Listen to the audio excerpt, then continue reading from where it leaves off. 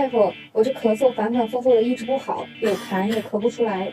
你这个症状呢，有多长时间呢？10来天了。来，张嘴，我来看看啊。喉咙疼吗？疼，咽东西的时候也很疼。大便怎么样？大便干。10来天了，那你这时间可拖得不短啊。吃药了吗？家里有一些甘草片，前几天吃了。根据你的脉象和舌象啊，你这种症状呢是肺热引起的咳嗽，单纯的去镇咳是不行的。再这么咳下去，这个受不了了，可能呢会引发支气管炎。大夫，那我该怎么办啊？